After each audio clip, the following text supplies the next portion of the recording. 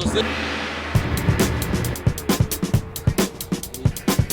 That, ladies and gentlemen, we have to make a repair on the, well, it's a welding, guys.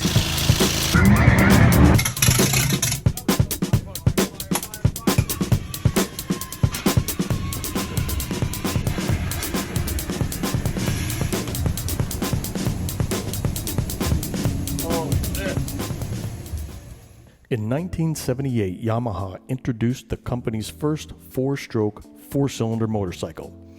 It had just under 100 horsepower.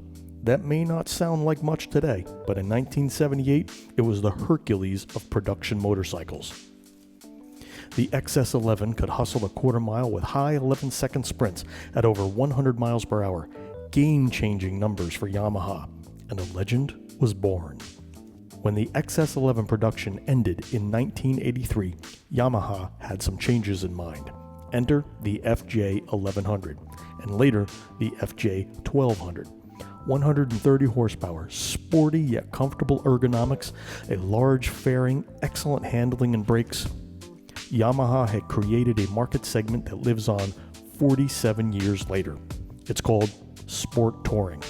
And all four Japanese manufacturers and Europeans like Moto Guzzi, BMW, Triumph, and others make some kind of sport tourer. Which brings me to the last of Yamaha's XS 11 inspired motorcycles. In 2001, Yamaha introduced the FJR 1300. She was larger at 650 pounds. She was more powerful at 140 horsepower.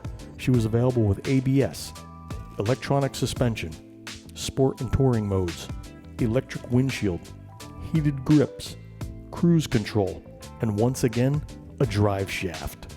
Love them or hate them, they make for a smooth and near maintenance-free motorcycle. Gone was the Young Turk 1978 XS 11 with all its ferocity, and present was an evolved, well-educated athlete. The FJR 1300 can accelerate quick enough to make your eyes water, except they won't, because you're behind a kick-ass windscreen. She'll lean over far enough to get you on a first-name basis with your favorite section of pavement. The suspension and brakes are confidence-inspiring. I own an ES model with ABS and it's brilliant. It reminds me so much of the original XS, yet more evolved and well thought out. I don't want to take this too deep into the weeds, but I want to give my 2 cents on the evolution. I owned a 1978 XS 11 and now a 2019 FJR. They are both wonderful machines, great in their own places and time. When I ride, I can feel the lineage, the history, and the memories.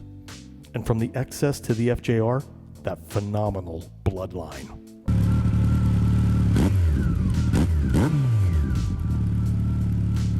All right, you can see the modes here right now. I'm not so sure you can see it just because of the glare, but over here is an icon, and that icon is for Mr. Windshield.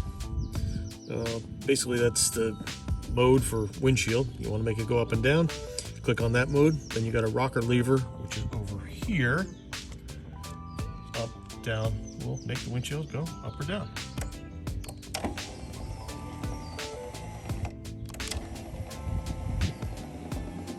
Pretty straightforward.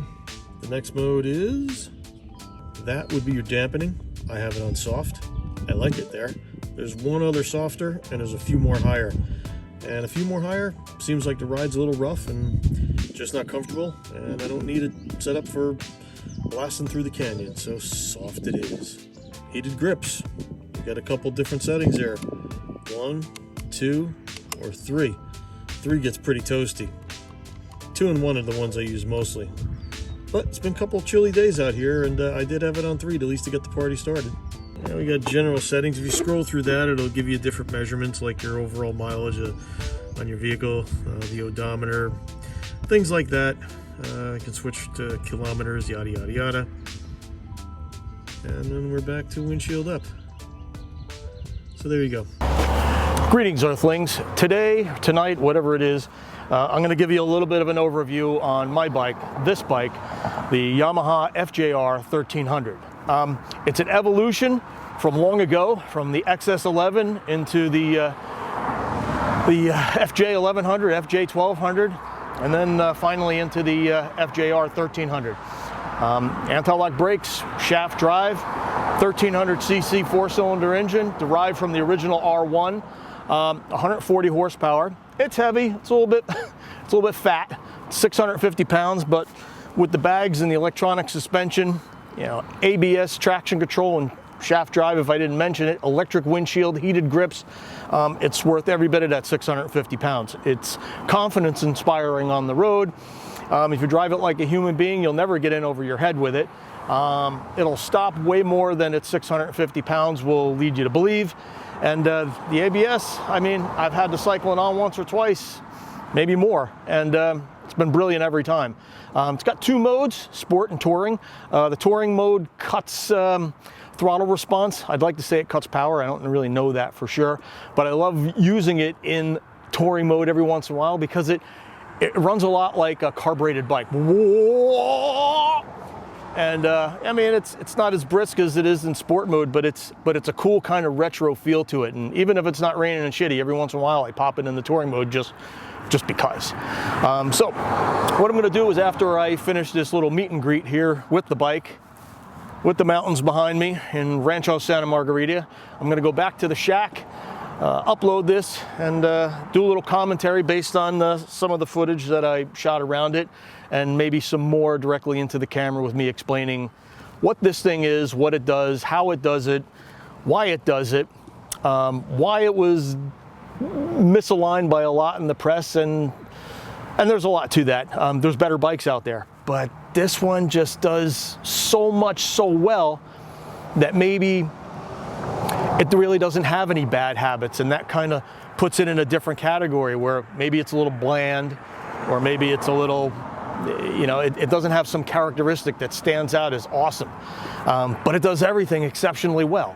It runs well, it accelerates well, it stops well, it turns well, it stops well, it carries a bunch of crap. I can take my lunch to work with me every day in this, and sometimes I stop at the supermarket on the way home and I get a couple bunches of bananas, maybe a 6-pack of beer, some lunch meat, a couple loaves of bread, and the panniers gobble it all up. It's very cool. The electric windshield, I usually have it up most of the time because I just can't be beaten up by the wind too much, but every once in a while, if it's hot, I lower that thing down. It comes way down. You get this nice breeze on your face. It's pretty cool. And it's great to have that ability. Electronic suspension. This bike has electronic suspension. You can set your weight, and you can set your shock dampening. And it's pretty cool because as far as a lot of bikes go in my life, this is my 10th street bike. This is one that I've finally have it exactly where I want it. It's not too hard. It's not like I'm going canyon bombing with it or anything like that, but it's not too soft either. You know, I could come off an on-ramp or get onto the 5 freeway down here and really roll into it. And she's hanging onto the pavement and she's not giving up.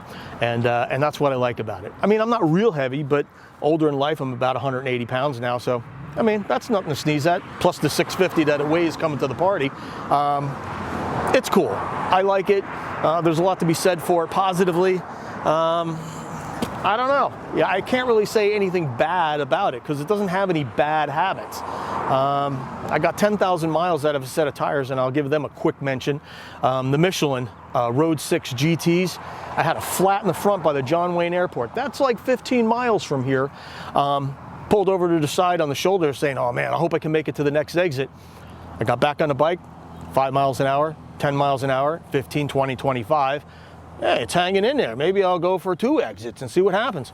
Well, then it's 35, 45, 50, 55 miles an hour. 55 miles an hour, that was good enough for me to put the flashers on, jump back into the 405, run all the way down to Oso Parkway and backed up to my place, like 15 miles on a completely flat front tire.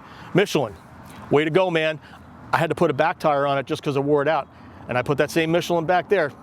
Who knows if it'll have the same type of, hold up to itness as the front, but it's really cool, and I wasn't shy about biting a bullet on it. It's a darn good tire. We're running out of daylight here, so we're gonna go back to the shack, maybe do a little stuff indoors where there's a little bit more controlled lighting. This is the FJR 1300. Take a look at the video. I hope you enjoy it. And this is Hollywood Capone saying, I'll see you later. Here we are on Mulholland Drive, Hollywood, California. And I brought you up here today to take a couple looks at everything, which I don't know if you can see it that well behind me, but therein lies the valley. We were talking about the lineage of this bike going all the way back to the 1978 Yamaha XS 11. It was Yamaha's first foray into a four-cylinder, four-stroke bike, and had 100 horsepower at the time, was scooting down the quarter mile in just under 12 seconds, putting it in the 11s, and with the 11 name being the 1100, it planted it squarely in the super bike performance category at that time, which there was a lot of crossover. Bikes were just kind of bikes, so a super bike was really just a very strong bike. It didn't do anything monumentally different than many other bikes made by different manufacturers back in the day, because they were all pretty much the same thing. 2 shocks in the back, chain drive, most powerful engine you could have, really terrible brakes, maybe equally terrible handling.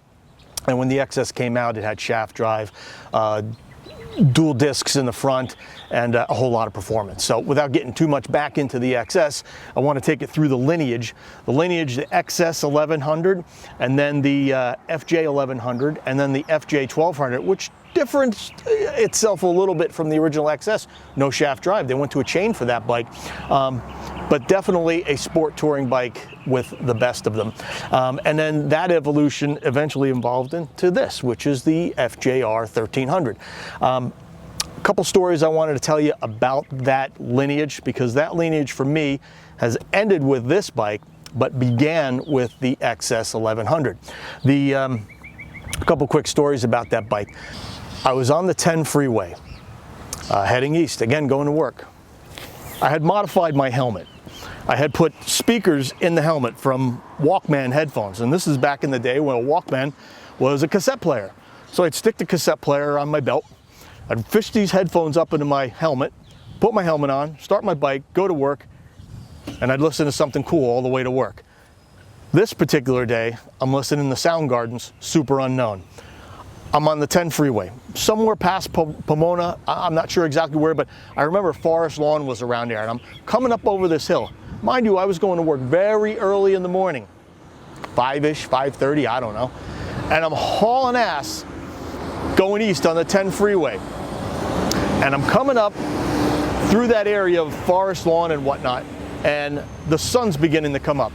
And as the sun comes up over the rise where I can see it on the other side of the hill, I'm on the freeway. The beautiful sunrise is just blossoming into this pretty dark blue sky. Soundgarden's Super Unknown is cranking in my helmet. And to this day, anytime I hear Soundgarden's Super Unknown, I think of two things. I think of being on that XS 11 a long time ago, hauling ass at sunrise, and I just think of how beautiful it was. Last story about the XS 11. Doesn't really have anything to do with the XS 11. But I was on the XS 11 when it happened. I'm on the 10, in the carpool lane, hammering, going faster than I should, but I'm making time and enjoying the cruise, man. Big Vetter Windjammer fairing, foam grips. You know, it's the 90s, I'm just doing my thing. Well, in my right mirror, way back, I see this baby blue car coming up fast in the lane next to me. I guess that's the number 1 lane, I don't know. Anyway, that car's coming up fast, but I see that it's baby blue. I'm saying to myself, huh, all right, baby blue. Nothing to fear there. Hammering, this object's getting bigger and bigger and bigger and bigger and bigger.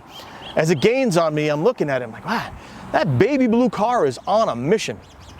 Well, when that baby blue car got within 50 feet of me, I looked in the mirror and saw that that baby blue car had a big CHP badge on the hood, a big emblem there. And I saw that and my heart sank. I was like, oh man, I'm getting busted here, because the bike wasn't registered, it wasn't insured, I was dumb, I was young, I was broke, and I was hauling ass. Well, he rolls up next to me, right? Right up next to me, I'm riding, whoa. Rolls up next to me, I look right at him, looking right at me. And he looks at me and he goes, slow down. Which I read his lips to mean, slow down. So I started backing down. Ooh, nice and easy, nice and easy, nice and easy.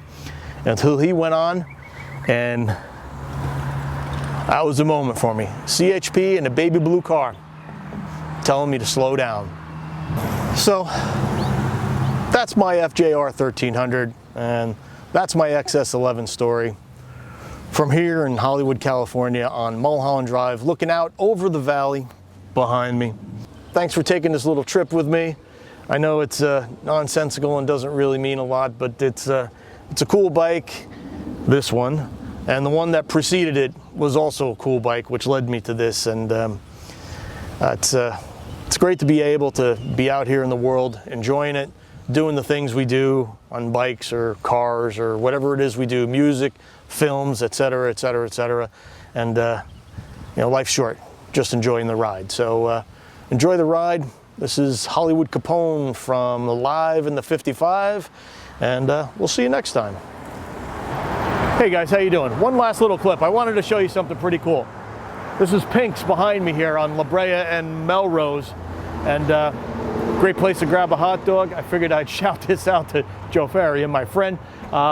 I know you love Hollywood, brother. Love to see you out here, and we're gonna move on with this. We're heading over to Seal Beach now. We're gonna go meet up with my buddy Scott Hillary, and we're gonna go grab some lunch somewhere. So thanks for joining us. We'll see you next time, live in the 55. Three amigos. That, ladies and gentlemen, we have to make a repair. Well, it's a welding day.